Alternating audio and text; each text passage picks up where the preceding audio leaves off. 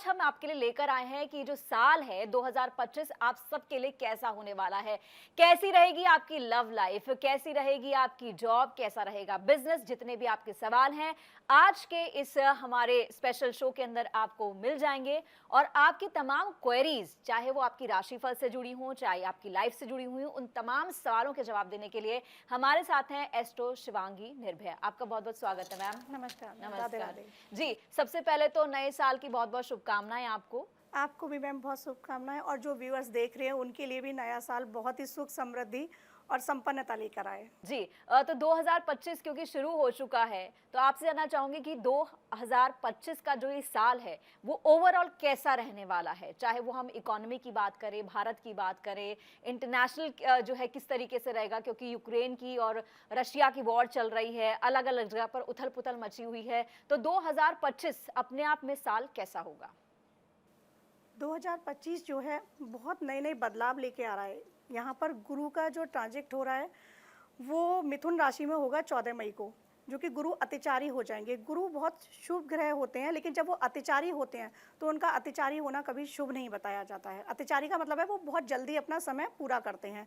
तो जब गुरु अतिचारी 2018 में हुए थे, उसके बाद कोविड आया था, तो इसी प्रकार की कोई महामारी अवश्य ही आएगी और 7 साल तक गुरु अतिचारी रहेंगे। इधर शनि का ट्रांजिट होगा। शनि मेष राशि में जाएंगे, मकर राशि पर उनकी साढ़े साती खत्म होगी, कुंभ पर तीसरा चरण आएगा, मीन पर दूसरा, और मेष राशि पर साढ़े साती प्रारंभ हो जाएगी। तो जब ये शनि मीन राशि में जाएंगे, तो जब ये पहले गए थे तो द्वितीय विश्व युद्ध हुआ था। जब उसके बाद शनि मीन राशि में गए थे तो इतिहास साक्षी है, भारत पाकिस्तान बंटवारा भी तभी हुआ था। तो इस बार बहुत बड़े बदलाव देखने को मिलेंगे। शनि क्योंकि खुद एक वाटरी प्लानेट है और वो जा भी मीन राशि में रहे हैं, तो वाटर वॉर भी हो सकते हैं। राहु केतु का ट्रांजिट होगा। राहु कुंभ में आएंगे, वहीं शनि कुंभ से मीन में जा रहे हैं और राहु मीन से कुंभ में आ रहे हैं। तो जब राहु केतु की ये युति होगी तो एक महामारी भी फैलेगी, बाढ़, आपदाएं और बहुत सारी चीज़ें ऐसी होंगी जो हमको देखने को मिलेंगी। और सेना का जो कहना चाहिए रोल मेन हो जाएगा, क्योंकि मंगल का साल है आने वाला साल, तो सेना का प्रभुत्व देखने को मिलेगा। वार छिड़ेंगे ही छिड़ेंगे। जो अभी इजराइल चल रहा है, यूक्रेन चल रहा है, कैलिफोर्निया का, ऐसा मुझे लगता है जितना मैं चार्ट रीड कर पाई हूँ, कैलिफोर्निया जो है तो उसका विनाश हो जाना चाहिए, पानी में वो समा जानी चाहिए। ऐसे बहुत सारी चीज़ें हैं जो आपको देखने को नए नए बदलाव मिलेंगे और भारत एक विश्व विजेता बनकर आएगा। भारत में मोदी जी का एक जितना मैंने चार्ट रीड किया है, मंगल का उनका महादशा चल रही है, तो हो सकता है 98% का रेशियो ये है कि वो खुद ही संन्यास ले लें और योगी जी आए, ऐसा भविष्य मालिका में भी बताया जा रहा है। लेकिन उनके चार्ट भी यही कह रहे हैं कि आने वाले टाइम में 9 का साल है, 0 से 9 पे समाप्त होगा, 9 से फिर वापस 1 से स्टार्ट होगा। आगे जो 2026 आएगा उसका टोटल 1 होगा। तो इन शॉर्ट कहूँ तो बहुत सारी चीज़ें आपको देखने को मिलेंगी। पॉलिटिकल बहुत बड़े बड़े बदलाव आएंगे। स्मृति ईरानी जी का जो मैंने चार्ट पढ़ा है, तो उनका भी कमबैक हो सकता है। जी जी जी, ये आपने बहुत इंपॉर्टेंट बात बताई है। देखना होगा कि 2025 में आगे क्या कुछ होने वाला होता है। लेकिन अब अगर बात करें, महाकुंभ की भी बात करते हैं। महाकुंभ चल रहा है, महाकुंभ को लेकर के आप क्या बताएंगे, क्या किया जा सकता है? शाही स्नान होते हैं, क्या महत्व है इनका? महाकुंभ के बारे में पहले बताऊंगी कि कुंभ की शुरुआत कहाँ से हुई थी। जब समुद्र मंथन हुआ था तो देवताओं और असुरों के बीच कुंभ जो निकला था अमृत का, उसको लेके लड़ाई छिड़ी थी और वो 12 दिन तक चली थी। तो देवलोक के 12 दिन और जो पृथ्वी लोक है उसके 12 वर्ष समान होते हैं, इसीलिए कुंभ जो होता है वो 12 वर्ष बाद आयोजित किया जाता है। तो उसमें गुरु की, चंद्र की, शुक्र की, इन सब की बहुत अहम भूमिका रही थी। तो जब 4 कुंभ होते हैं, महाकुंभ जो हैं, प्रयागराज में होता है, हरिद्वार में होता है, नासिक में होता है और उज्जैन में। तो ये भी राशि वाइज होते हैं कि कौन सी राशि कब किस में आ रही है। अब जैसे मकर राशि में सूर्य होंगे तब ये प्रयागराज में होगा। जब सिंह राशि में सूर्य और बृहस्पति दोनों होते हैं तब वो नासिक में होता है। इसी प्रकार से हरिद्वार का भी है, इसी प्रकार से उज्जैन का भी है।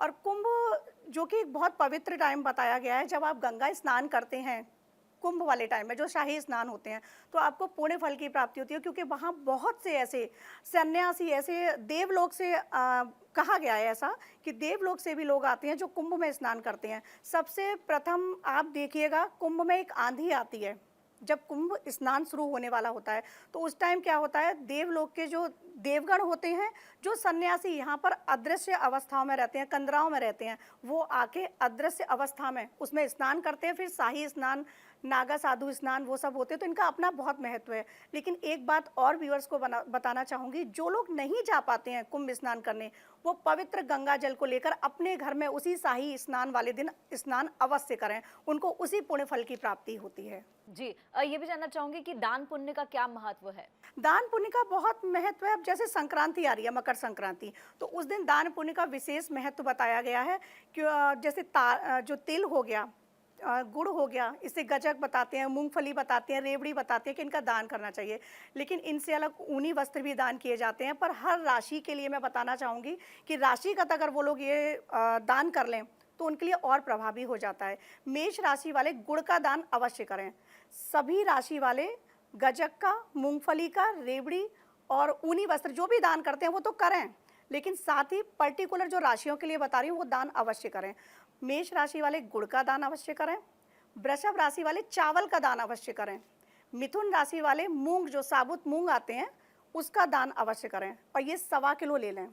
मात्रा सबकी 1.25 किलो होनी चाहिए, गुड़ की, मूंग की, चावल की, जो भी मैं पदार्थ बता रही हूँ। अब कर्क राशि वाले दूध का दान अवश्य करें। सिंह राशि वाले जो हैं उनके लिए बताना चाहूँगी कि जो लाल मसूर की दाल होती है वो उसका दान कर सकते हैं। अब अगर हम बात करें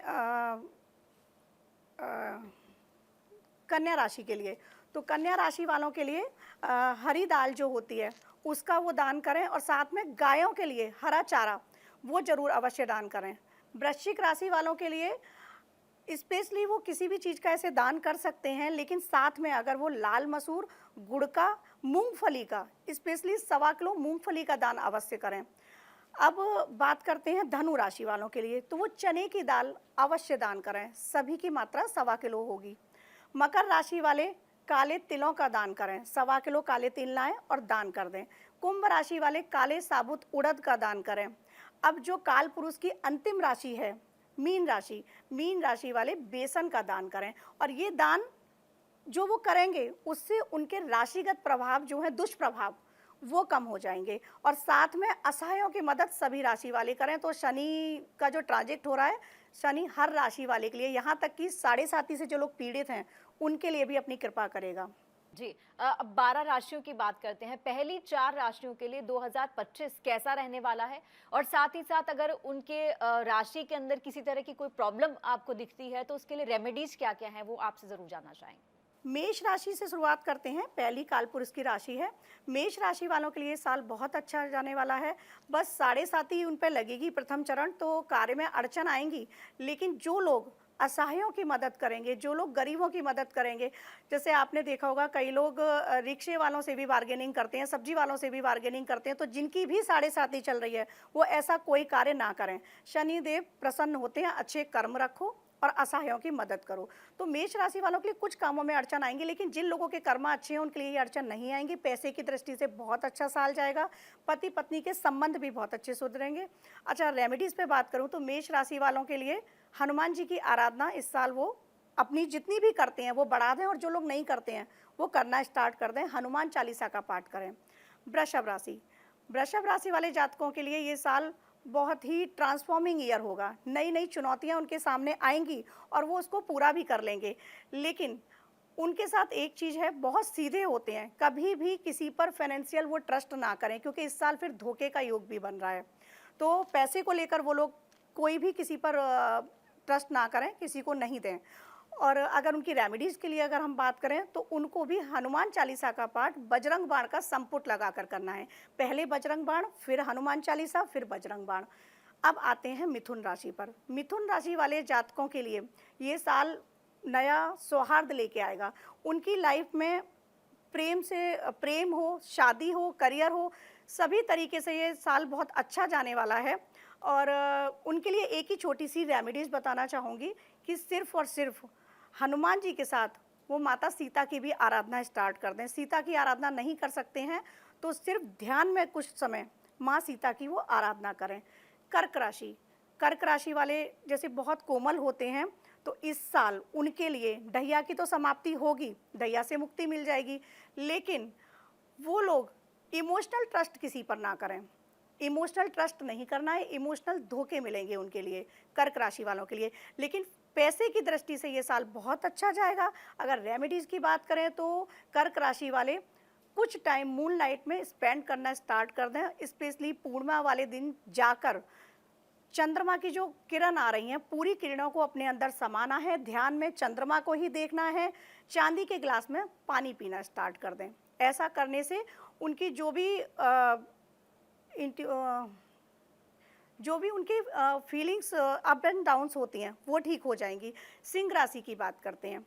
सिंह राशि वाले जातकों के लिए ये साल सामान्य रहेगा, लेकिन उनके अपने पति पत्नी के जो संबंध हैं उसमें संबंध विच्छेद का भी कई बार ऐसा कारण देखने को मिलेगा, क्योंकि सिंह राशि है वो खुद को सूर्य की राशि है और वो राजा समझते हैं। तो इस बार उनका ईगो, जितना भी ईगो है वो और बढ़ेगा, तो उनको अपने ईगो पे कंट्रोल रखना है और सूर्य में कुछ समय सूर्य की रोशनी में जाके बैठना है। प्रातःकाल उठकर सूर्य को जल देना है, एक तांबे का लोटा लेना है, उसमें लाल पुष्प डालना है, साथ ही उसमें रोली भी डालनी है और सूर्य को अर्पित करना है। अब जिन लोगों की नाइट शिफ्ट होती है वो लोग ऐसा नहीं कर सकते हैं, तो वो अपने घर में ईशान कोण में एक उगते हुए सूर्य का चित्र लगा लें और जब भी वो उठें तो उसके साथ अपनी एनर्जी को कनेक्ट करने की कोशिश करें। अब आते हैं हम कन्या राशि पर। कन्या राशि के लिए ये साल मिला जुला रहेगा, लेकिन जिनके कोर्ट कचहरी के मुकदमे चल रहे हैं उनसे उनको निजात मिलेगी, उनको निजात मिली जाएगी और उनके फेवरेबल होंगे वो सारे जो फैसले होंगे, पर उनके पक्ष में सारे फैसले आ जाएंगे कन्या राशि वालों के। और कन्या राशि वालों के लिए एक और बात है कि इनके जो मित्र हैं उनमें से ही एक मित्र इनकी बहुत बड़े मददगार साबित होंगे किसी भी क्षेत्र में। तो जो अच्छे मित्र हैं उनको कांटेक्ट में रखिएगा, उन पर ट्रस्ट करिएगा, आने वाले साल में वो आपको बहुत बड़ा फ़ायदा कोई देने वाले हैं। और कन्या राशि के लिए रेमेडीज़ की अगर मैं बात करूं तो ये लोग गाय को चारा खिलाएं और हनुमान चालीसा का पाठ करें। जी, इससे पहले कि अगली राशि पर आएं, मैं ये जानना चाहूंगी कि जिस तरीके से आप राशियों की और रेमेडीज की बात कर रहे हैं, तो ये रेमेडीज जो है उनको करने का क्या कोई समय, कोई दिन ये भी डिसाइडेड होता है? नहीं, जो रेमेडीज़ मैं बता रही हूँ आप डेली कर सकते हैं। अगर डेली नहीं कर सकते हैं तो फिर आप पर्टिकुलर अपने इष्ट देव के दिन पर कर लीजिएगा, जिस भी इष्ट को आप मानते हैं। अब कोई लोग शिव को मानते हैं, मंडे कर लीजिएगा, कोई कृष्ण को मानते हैं, आप बुधवार को कर लीजिएगा, गणपति को मानते हैं बुधवार को, जो आपके इष्ट देव हैं। हर किसी का कोई ना कोई एक होता है। दिन नहीं पता कि आपको उपाय किस दिन करना है, तो जिस दिन आप जो आपके इष्ट हैं उस दिन जो आपके इष्ट देव हैं उस दिन ये उपाय कर लीजिएगा। किसी के राम जी हैं या सूर्य हैं तो आप संडे को कर लीजिएगा। तो जो आपके इष्ट देव हैं, जो इष्ट देव का दिन है उस दिन आप कर सकते हैं। और अगर डेली कर सकते हैं तो बहुत अच्छी बात है। अब जैसे देश के गाय को हरा चारा खिलाना है, गाय को हरा चारा खिलाना है, आप बुधवार को खिला दीजिएगा। जिन्होंने देश को, तो चलिए आगे की राशियों पे बात दुनिया करते हैं। के कहाँ तक हुई हमारी जो आर्थिक रूप से मजबूती करने के लिए फैसले होते हैं। अब बात करते हैं तुला राशि एक पर। वित्त मंत्री के तुला रूप राशि में के जो जातक होते हैं बहुत और ही एक बैलेंसर होते प्रधानमंत्री हैं, के लेकिन रूप में इस देश साल को उनका बैलेंस आर्थिक रूप से बिगड़ेगा। मजबूत करना। उनकी मानसिक उथल पुथल और बहुत देश रहेगी। में आज उनके बहुत कुछ जो जो दिखाई दे दिमाग रहा में है, तूफान ऐसा आएगा कि वो कई वो बार हमारे सब कुछ रहे तबाह करके भी जा प्रधानमंत्री सकता है। मनमोहन तो सिंह जी जो की वजह जैसे से ही उनकी है राशि है बैलेंसर है, कि जिस वैसे तरह ही उनको बाजार अपने इमोशंस को बैलेंस और करने की जरूरत है। आर्थिक नीतियों में फैसला लिया। तुला राशि वालों के लिए खासकर मैं बता उसी रही का हूँ, परिणाम वो ये है लोग कि आज हम SIP दुनिया में कर सकते हैं, उनको प्रॉफिट बराबर पे होगा। खड़े हैं। स्टॉक मार्केट का रेट एक वैसे ऐसा तो इस साल नेता अप एंड डाउन होंगे बहुत सारे, और एक हाई ऐसा भी जाएगा, अधिकारी अप डाउन भी आएगा, लेकिन तुला राशि और वाले एक ऐसे उसमें प्रधानमंत्री निवेश कर सकते हैं।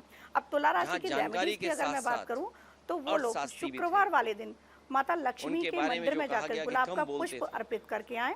और कम हनुमान बोलना चालीसा का पाठ वैसे हर और राशि जिस वाले ही तरह के करें। उन्होंने ये लोग फैसले भी लिए, करें। जो आपने गुलाब के फूल की वो लक्ष्मी जी को फैसले आज चढ़ाने की बता रहे हैं बात कि कही कितनी है, सूझबूझ तो के मेरा यहाँ साथ पर एक उन्होंने सवाल उस समय है वो कि फैसले अगर आप लिए अपने थे। घर की लक्ष्मी को खुश देश रखेंगे को तो आपकी वैसे बिल्कुल ही समस्याएं बिल्कुल बहुत बढ़ बिल्कुल, जाएंगी। ये हर राशि वाले क्षेत्र हर में जातक के लिए ये है कि आपकी बहुत कुंडली बड़े में अगर पैमाने आपको पर शुक्र बदलाव बलवान लाने करना के है फैसले लिए। तो अपने घर की लक्ष्मी को सम्मान देना देश शुरू कीजिएगा, प्रेम देना आज शुरू दुखी कीजिएगा। भी क्योंकि है होता क्या है कि कहते हैं हम और लक्ष्मी उनके हमारे घर में पुराने टिक नहीं भाषण से रही, लेकर के लेकिन जो पुरानी गृह लक्ष्मी है, चीजों क्योंकि को याद गृह कर लक्ष्मी रहा को 8 लक्ष्मियों देश के आठ एक अच्छे लक्ष्मियों में प्रधानमंत्री के रूप में एक हमेशा माना वो याद जाता किए है। जाएंगे। और होता क्या है, इतिहास के अक्सर पन्नों होता में है जरूर 90% चले गए वो। फैमिली में होता है कि गृह लेकिन लक्ष्मी देश को के ही एक अच्छे अनादर प्रधानमंत्री के के भाव रूप में से, हमेशा उपेक्षा के जाने भाव से देखा जा रहा है, तो फिर वहाँ लक्ष्मी नहीं टिकेगी। आप देख लीजिएगा, अंबानी फैमिली देख लो, बड़े बड़े किसी भी फैमिली में देख लो, वहाँ पर लक्ष्मी पूजा, मतलब उस घर की लक्ष्मी की पूजा होती है, उस घर की लक्ष्मी को माना जाता है। और हमारे शास्त्रों में वर्णित है कि जहाँ लक्ष्मी की, नारी की पूजा होती है, वहाँ लक्ष्मी निवास करती है, वहाँ देवता निवास करते हैं। तो ये शुक्र की बहुत स्ट्रांग रेमेडीज है कि अपने घर की लक्ष्मी ये को कोई भी कर सकता है। कोई भी कर सक हर कोई करे। घर की लक्ष्मी का आप अनादर नहीं करें, उसका आदर करें। और मैं तो कहूँगी कि बाहर भी हर स्त्री को आप सम्मान दें। आप देखिएगा, ये करके देखिएगा, आपने स्त्री सम्मान देना शुरू कर दिया ना, आपकी जेब में लक्ष्मी कहाँ से आएगी आपको भी नहीं पता। और लक्ष्मी के लिए तो फिर बहुत सारी रेमेडीज हैं, आगे हम बात करेंगे। जी जी, चलिए अगली राशि पर आते हैं। तुला तक आपने बताया आगे। वृश्चिक राशि की बात करते हैं अब। वृश्चिक राशि के जातक जो हैं उनके लिए इस साल, आने वाले साल में ढैया से मुक्ति मिलेगी। अब ढैया से मुक्ति मिलेगी, लेकिन बहुत सारे रुके काम उनके बन जाएंगे। जिनकी शादियां नहीं हो रही हैं उनकी शादियां हो जाएंगी। जो जॉब्स हैं उनकी, जिनकी जॉबलेस हैं उनकी जॉब लग जाएगी। उनके लिए रेमेडी बताना चाहूँगी मैं कि वृश्चिक राशि वालों के लिए कुछ नहीं करना है, मानसिक हनुमान चालीसा का पाठ करना है। अब मानसिक पाठ ऐसे होता है, वो मुंह से नहीं हनुमान चालीसा आपको पढ़ना, आपको अपनी सांसों के माध्यम से हनुमान चालीसा पढ़ना है।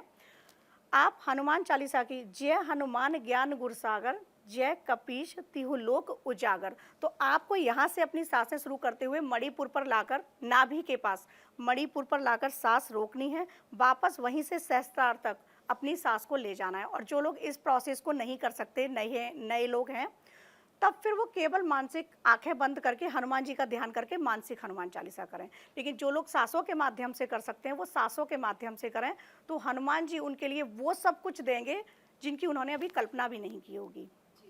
अब आगे आते हैं हम धनु राशि पर। अब धनु राशि की अगर बात करें तो ये लोग स्पिरिचुअल तो होते ही हैं, लेकिन इस साल आध्यात्म में और ज़्यादा घुस जाएंगे। ये आध्यात्मिक बहुत ज़्यादा हो जाएंगे। इनका जो माइंडसेट है वो आध्यात्मिक हो जाएगा। और ऐसा इनके लिए फ़ायदेमंद भी रहेगा, क्योंकि शनि जो है वो मीन राशि में जा रहा है, तो ऐसा इनके लिए करना खुद भी फ़ायदेमंद रहेगा।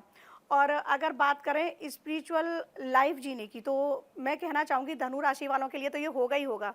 हर किसी को आने वाले 2025 में स्पिरिचुअल माइंडसेट कर लेना चाहिए, क्योंकि जो आने वाला टाइम है बहुत विकट आने वाला है। तो जब आप थोड़े से स्पिरिचुअलिटी से क्लोज हो जाएंगे तो वही लोग कहते हैं ना, इमोशनली और मेंटली स्ट्रांग हो जाते हैं। स्ट्रांग हो जाते हैं। और जो ये तूफान आने वाला है, आने वाले टाइम में तूफान आएगा, तो वो तूफान से वो पार कर जाएंगे अगर स्पिरिचुअल जो लोग हैं। यहाँ पर एक सवाल है कि लोग स्पिरिचुअलिटी को समझते हैं कि सब कुछ त्याग दो और आप ज्यादा से ज्यादा कर्मकांड में चले जाओ, तो वो आध्यात्म को इससे जोड़कर देखते हैं कि धर्म, कर्मकांड और आध्यात्म, स्पिरिचुअलिटी, ये सब अलग अलग चीजें हैं। सब कुछ अलग है। धर्म क्या है?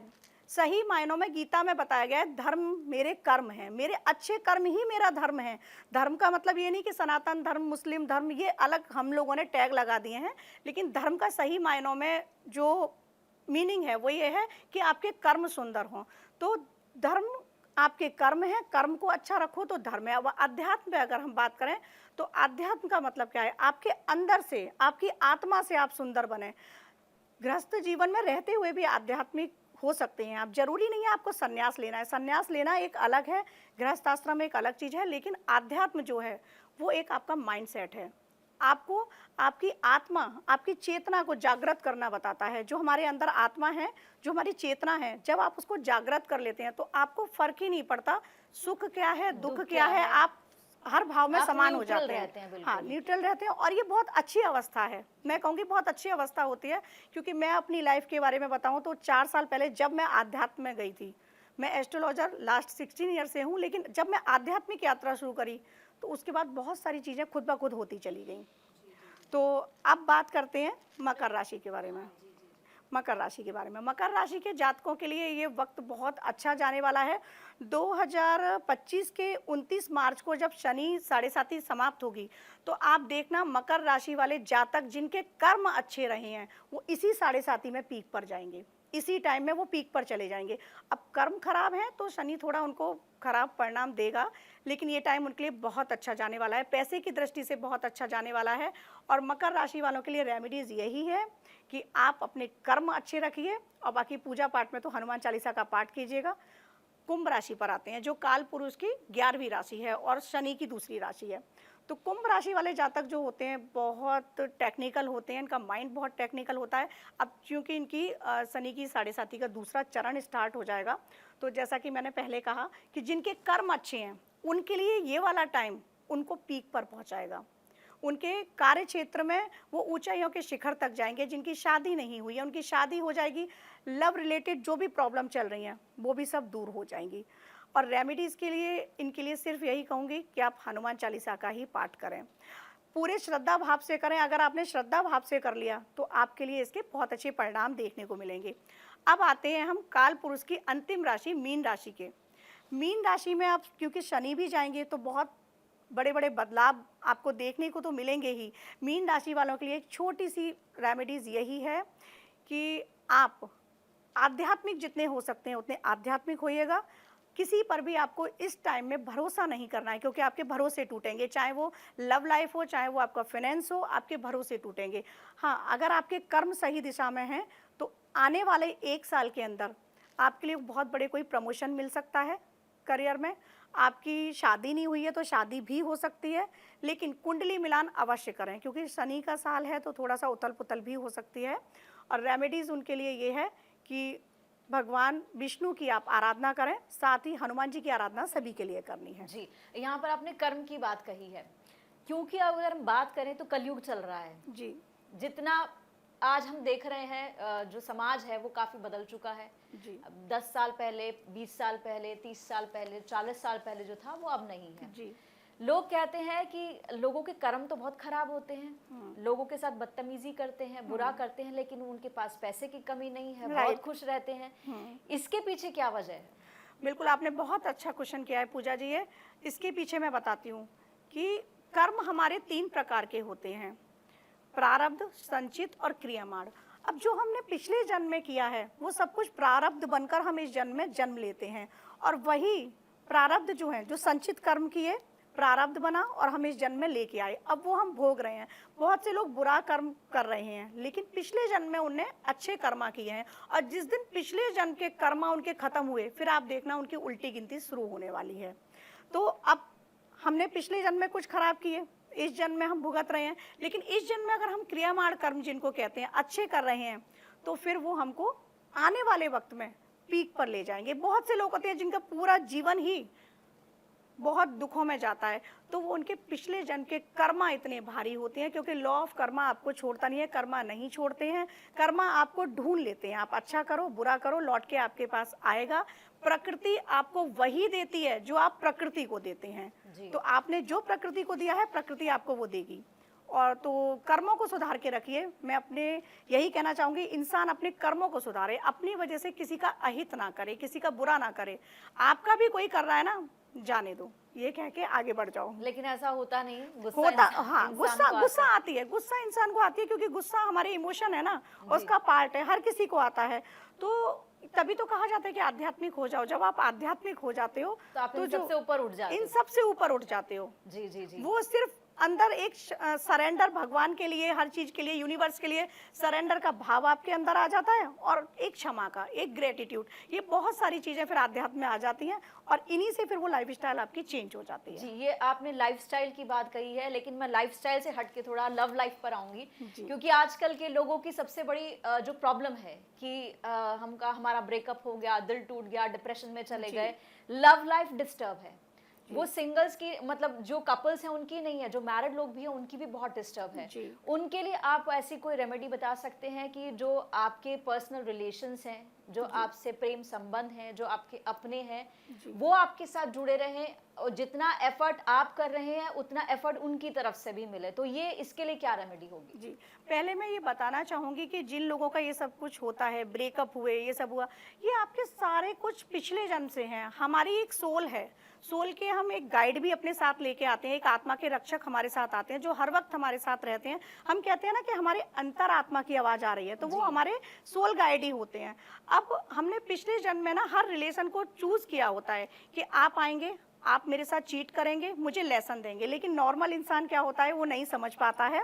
वो सोचते हैं कि सामने वाले ने मुझे चीट कर दिया, या मुझे लव नहीं मिला मेरा। सब कुछ हम डिसाइड करके आते हैं। ये कार्मिक होते हैं रिलेशन, कार्मिक रिलेशन होते हैं, ट्विन फ्लेम होते हैं, सोलमेट होते हैं, ये रिलेशन के पार्ट हैं। अब जैसे ट्विन फ्लेम का आपने काफी सुना होगा, ये ट्विन फ्लेम जो होते हैं ना, ये एक ही सोल होती है। जैसे राधा कृष्ण है, एक ही थे, जी, शिव शक्ति है, एक ही थे। तो ऐसी सोल भी हमारे अर्थ पे होती हैं कि जो ट्विन फ्लेम होती हैं और उनको वो फील होता है। जरूरी नहीं है कि उनकी मैरिज हो, हाँ, लेकिन वो बॉन्ड फील होता बॉन्ड है। फील होता है। कई बार हमारा कोई फ्रेंड है तो हम उसके सामने वो बॉन्ड फील करते हैं कि हमारी मिरर सोल है, हमें खुद पहचान में आ जाती है।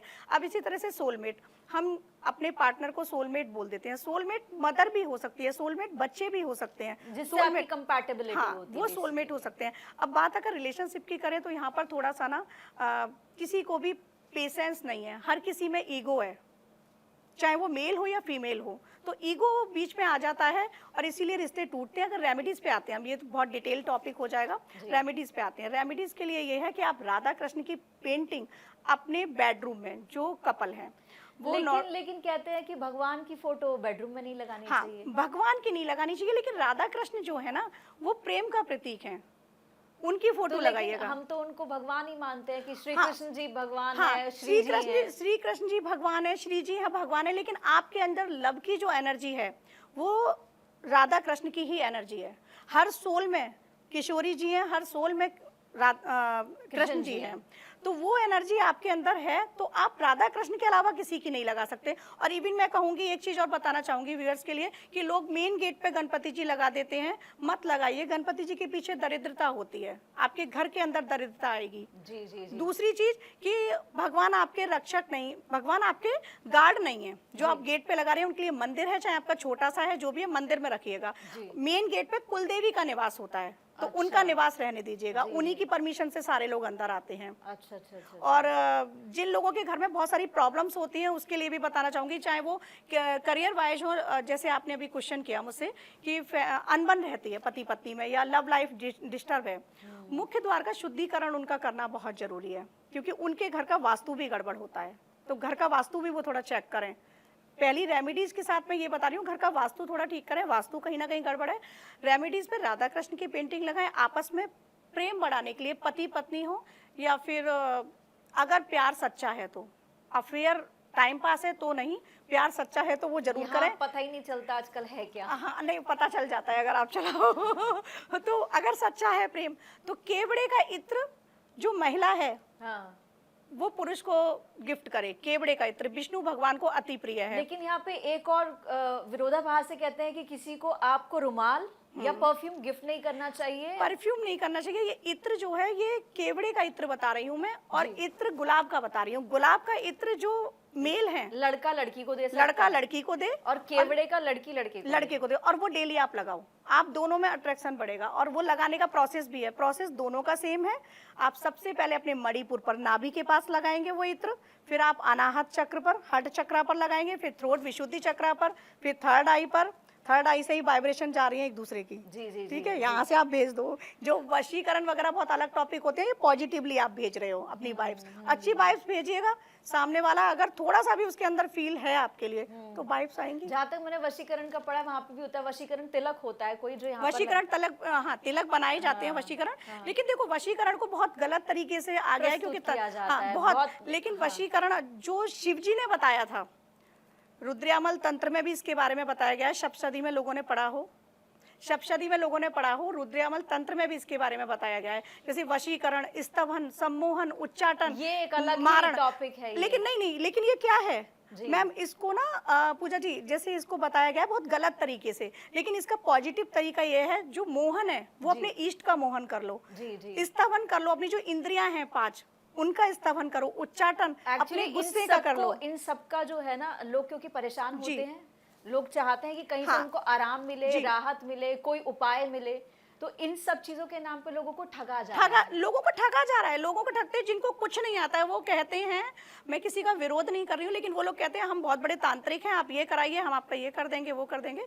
तो ये चीजें इनमें कभी नहीं पड़ना चाहिए। चलिए अब रेमेडीज पर आते हैं। बहुत बड़ा टॉपिक है। लव लाइफ की तो हमने बात कर ली। लव लाइफ के लिए राधा कृष्ण का लगाइएगा, गुलाब का इत्र और केवड़े का इत्र लगाइएगा। साथ में आपको श्री जी की एनर्जी के साथ जुड़ना है। अब वो एनर्जी आप अपने ध्यान में कनेक्ट कर सकते हैं। श्री जी मतलब राधा रानी की एनर्जी के साथ कनेक्ट हो जाइए। श्री जी चाहेंगी तो श्री कृष्ण भी उनके दास हैं, आपको सब कुछ मिलेगा। इसीलिए हमेशा जब कृष्ण जी के मंदिर जाते हैं तो राधे राधे कहा जाता है। जी, राधे राधे बिल्कुल इसीलिए कहा जाता है क्योंकि राधे का नाम जहाँ होगा, अभी मैं श्री जी की बात कर रही हूँ, राधे की बात कर रही हूँ, मेरा ऐसा मानना है, मेरी आत्मा का ऐसा मानना है, यहाँ कृष्ण मौजूद हैं। जी जहाँ भी राधे का नाम आएगा, बोलिए राधे राधे। वो राधे राधे। चलिए अब हम एक और सवाल है कि मतलब कहते हैं कि प्यार तब तक नहीं टिकता जब तक पैसा नहीं होता। जी, तो एक आजकल ये भी प्रॉब्लम है कि हमारे पास पैसे नहीं है तो हमारे रिलेशंस खराब हो जाते हैं। कहा जाता है friends with benefit, relatives with benefits, ये सब बातें कही जाती हैं।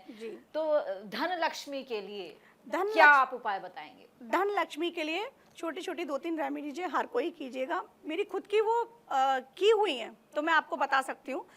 आप आने वाला साल मंगल का साल है, आपको क्या करना है, अनार लाना है। अनार के 108 दाने निकालने हैं और शिवलिंग पर जाना है शुक्रवार वाले दिन, और वो एक दाना 108 दाने हैं जैसे माला में होते हैं मन के, आपको श्रीम का उच्चारण करते हुए, श्रीम मंत्र का उच्चारण करते हुए एक दाना श्री 2 ऐसे करके 108 दाने शिवलिंग पर चढ़ाइएगा। ऐसा करने से माँ लक्ष्मी आपकी तरफ आकर्षित होंगे और स्थायी रूप से निवास करेंगी। नए साल में मकर संक्रांति के बाद आप दक्षिणावर्ती शंख घर में खरीद के लाइएगा, उसमें चावल भरकर अपने मंदिर के ईशान कोण में रख दीजिएगा। गज केसरी योग का घर में निर्माण कीजिएगा, ईशान कोण में ही। मंदिर है तो ठीक है, मंदिर नहीं है तो स्वच्छ जगह बनाकर एक पटला रखकर उस पर पीला कपड़ा रखकर पीतल के लोटे में गंगा जल भरिएगा, उसमें चांदी का एक सिक्का डालना है और उस पर लक्ष्मी गणेश जी अंकित हों। उस जल को आप अपने घर में चार्ज कर लीजिएगा। उस जल से पूरे घर में डेली छिड़काव भी कीजिएगा। ऐसा करने से स्थायी लक्ष्मी आपके घर में निवास करेगी।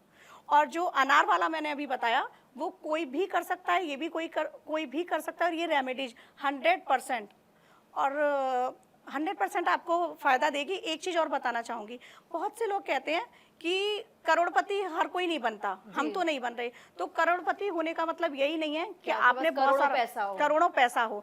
आप नेम फेम अपने परिवार में सुखी हैं तो वो भी करोड़पति हैं आप। जी जी जी जी। तो भगवान शंकर जी से आपने जुड़ी रेमेडी बताई कि किस तरीके से हमें धन लक्ष्मी को अट्रैक्ट करने के लिए करना चाहिए उपाय।